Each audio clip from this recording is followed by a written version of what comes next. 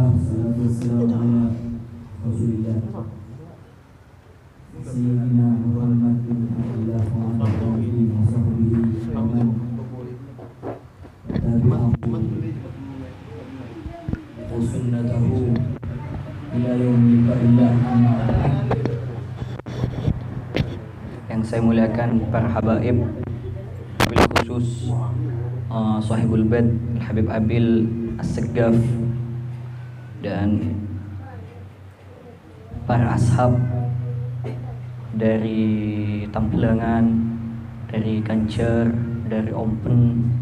Alhamdulillah oleh Allah Subhanahu wa taala dikompakkan dan diketukkan hatinya untuk hadir di majlis yang insya Allah tidak keluar dari majlis ini kecuali Allah Subhanahu wa taala melapangkan jalan kita. Amin amin ya rabbal alamin. Alhamdulillah, kita akan berlanjut pembahasan tentang kitab Sha'iqatul Adab li Tamzik ma bi Suratil Jawab, tentang banyak fadilah-fadilah di sini dan juga akidah-akidah yang perlu diketahui oleh para habaib dan juga wabil khusus juga orang awam juga perlu menelaah kitab ini.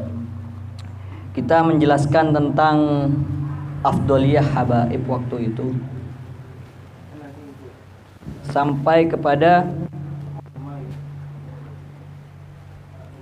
kama annal yahuda sabiqan fatanun nasara bi siyasatihim wa tahazzabu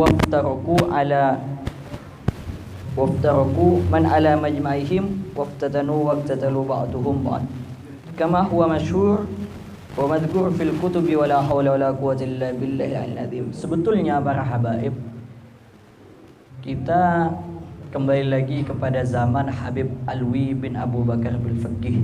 Bahkan lebih dahsyat lagi di zaman sekarang ini. Zaman Habib Alwi bin Abu Bakar bin Faqih, kenapa beliau bisa mengarang kitab ini? Karena waktu itu beliau ini musuhnya bukan orang main-main. Musuhnya ini orang berilmu, cuman ilmunya apa? Ya, kung tangkung istilahnya. Yang kedua, ilmunya itu dibuat untuk apa? Hanya untuk berdebat. Dia punya ilmu cuman untuk berdebat. Apa gunanya kan kayak gitu? Akhirnya sama Al-Habib Alwi ngaranglah kitab ini. Arti dari kitab ini adalah untuk menjawab segala tuduhan-tuduhan kepada, terlebih yang khususnya kepada para habaib, tentang Habib ini harus dimuliakan lah, Habib ini harus dihormati lah, Habib ini harus begini. Itu jawabannya ditulis oleh beliau di sini. Dan sebetulnya kata beliau, ini semuanya ini ulah oleh satu kaum. Sebagaimana hadis Nabi besar Muhammad SAW, apa? Kalau seandainya lupa hadisnya. Kalau seumpamanya orang ini akan ikut sedikit demi sedikit, shibran bi shibrin, zira'an bi zira'in, hatta law dakhalu juhra dabbin la dakhaltumuhu. Waqala wakila man ya Rasulullah, wakila al-yahud wan nasara, orang Yahudi dan Nasrani. Faman, maka siapa lagi, kata beliau. Kita ini digiring untuk masuk kepada jalan mereka yang bukan jalan kita. Seperti kita ini masuk hutan. Masuk hutan nih ada jalan, dilarang melewati jalan ini. Lah kita tembus ini jalan, posang. Akhirnya tersesat di hutan. Kan kayak gitu. Ada jalan kanan, ini jalannya kita. Kalau jalan ini insya Allah lebih cepat naik ke atas puncaknya. Lalu kita lewati jalan yang salah. Mereka pikir apa? Ini jalan pintas nih untuk naik ke atas. Lah ini jalan yang salah. Beliau, siapa itu perbuatan siapa? Al-Yahud. Bahkan Yahudi dan Nasrani ini saling hasud-hasutan. Yang suka menang hasutnya siapa? Yahudi. Menang banyak Yahudi. Orang Yahudi ini pintar, luar biasa. Kalau kita dibilang pintar, kalah pintar dengan mereka, orang Yahudi. Bahkan terjadi pada saat sekarang ini. Kama annal Yahud sabiqon, sebagaimana seperti orang Yahudi dulu. Fatanun Nasara, dia memfitnah Nasrani. Difitnah Nasrani itu terus perang akhirnya Nasrani sama Yahudi. Ayyatafarraqu man ala majma'ihim, orang dari perkumpulan mereka, wa yasiru, maka jadi orang itu hizbaini, dua golongan, dipecah jadi dua golongan. Tidak usah jauh-jauh, dulu ingat sejarah. Makanya kata Bung Karno itu jas merah, jangan sekali-kali lupakan sejarah. Benar sekali itu, jas merah, jangan sekali-kali lupakan sejarah. Sejarah orang Arab dulu, Arab Saudi itu Al-Mamlakatul Arabiyah Al-Hashimiyah, kerajaan Arab yang dipimpin oleh Al-Hashimiyah, Bani Hashim.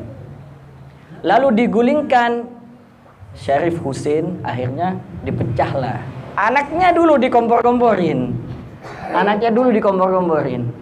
Yang satu kok gak salah Faisal namanya, itu dijadikan apa? Diiming-imingin. Dulu ini Arab Saudi mencakup jauh. Akhirnya sama mereka orang, sudah ente negaranya ana yang kelola, ente ana kasih negara sendiri. Akhirnya muncullah Al-Mamlakatul Ordaniyah Al-Hashimiyah. Di situ itu pecahan dari mana? Dari Arab Saudi dikasih itu. Agar mana? Agar mereka yang menduduki pemerintahan di situ. Ini siasat mereka. Masuklah ke negara kita, alhamdulillah, hidup subur tanpa ada perpecahan. Masih belum ada contohnya abu-abu itu. Tapi sekarang sudah mulai lagi muncul abu, ada yang mana? Ade, jangan dilanjutin, nanti takut disamperin. Ada lagi ini. Nah, itu pemecah belahnya. Muncul lagi sekarang di zaman Habib Alwi, muncul lagi. Lo kok bisa tahu tentang cerita Yahudi itu sama Nasrani itu di fitnah habis-habisan, dikempur habis-habisan? Al-Quran mengatakan begitu. Yahudi sebetulnya sama Nasrani ini musuhan. Tetapi kalau musuhnya umat Islam, gabung mereka jadi satu. Satu sama nih. Udahlah, ente nih gak usah berantem mulu sama anak. Ada yang musuh kita yang lebih ini. Nih kalau bersatu nih kita dihabisin sama mereka nih. Nih kalau umpamanya mereka ini bersatu, kita dihabisin oleh mereka. Ya herda, ahlan wa sahlan. Ente bantu apanya? Ana bantu tanknya. Ente bantu apanya? Ana bantu nuklirnya. Jadilah Palestina sekarang. Ini korban dari kebrutalan mereka. Wal iyadu billahi min dzalik. Jangan sampai itu terjadi kepada Indonesia tercinta ini. Karena insya Allah Indonesia ini negeri kedua para wali setelah Yaman. Negeri kedua para wali setelah Hadramut. Hadramut itu di Zambal. Kutub itu 80 kutub. Kalau kita setiap kota ada kutub insya Allah. Seperti pengarang ini Habib Alwi bin Abu Bakar Al-Fiqi. Beliau ini kutub dan wali-wali mastur. Gak tahu ketika ada orang berziarah kepada beliau, Habib Saleh bin Musir Ahmad Tanggul. Ada orang berziarah dari mana? Dari Sumenep ke Habib Saleh Tanggul. Kata Habib Saleh Tanggul, ente ngapain ke sini? Di situ ada wali. Di situ ada kutub. Siapa? Alwi bin Abu Bakar Al-Fiqi. Habib Alwi bin Abu Bakar Al-Fiqi. Kata Habib Saleh, di situ ada kutub. Habib Alwi bin Abu Bakar Al-Fiqi. Ente ngapain ke sini? Subhanallah. Banyak cerita-cerita tentang karomah Habib Alwi bin Abu Bakar Al-Fiqi. Jadi jangan sampai kita ini para habaib, sebetulnya yang kita harus pelajari pertama bukan apa. Yang harus kita cekoki pertama generasi muda kita itu adalah akidah. Karena ketika akidah itu sudah nyeleneh, habis sudah. Habis. Kata Habib Anis habis. Mahuwa Alawi, bukan Bani Alawi lagi. Kita kalau sudah nyeleneh dari akidah kita, yang haula sudah, itu kita ikut mereka, kita sudah buang Bani Alawi kita. Kita sudah mengotori silsilah az-zahabiyah yang menyambung kepada datuk kita Al-Faqihil Muqaddam. Kita keluar lagi dari situ. Ada dua golongan yang terkenal di Indonesia ini. Yang satu yang subhanallah panjang sampai sini. Kita ikut mereka, ya Allah. Kita sama datuk kita ini loh, kita di tengah-tengah. Jangan ikut mereka. Sebetulnya mereka di sini kata Al-Habib Alwi bin Abu Bakar Al-Fiqi apa? Mereka ini hanya ingin merusak, masuk di tengah-tengah hanya untuk merusak soft kita, dihancurin dari dalam kita nih, supaya jangan sampai Habib nih gabung, jangan sampai ini Habib punya perkumpulan. Kalau punya perkumpulan bahaya. Di sini Al-Fakir gak sengaja barusan buka. Ini kalau dibaca para habaib, ini qala sallallahu alaihi wasallam sebelum ini ya. Ini hanya sepintas dari Al-Fakir karena kita mau ada rapat Bang ya. Ada rapat. Qala sallallahu alaihi wasallam, qaddamu Quraisyan wa la tataqaddamuha wa ta'allamu minha wa la ta'allamu. Ini kalau dibaca oleh para habaib yang salah, bahaya ini. Bahayanya kayak gimana ini? Qaddamu Quraisyan, dahulukan para orang Quraisy. Orang Quraisy itu para habaib sekarang itu orang Quraisy. Dahulukan para habaib. Oke, poin 1 ya. Wala tataqaddamuha, dan jangan kamu mendahului mereka. Jadi kalau umpamanya kita ini mau bangga-banggaan nasab bisa. Ini loh. Ada hadis Nabi Muhammad yang mengatakan ini. Qaddamu Quraisyan wa la tataqaddamuha wa ta'allamu minha wa la ta'allamuha. Dan apa? Wa ta'lamu minha, dan kalian apa?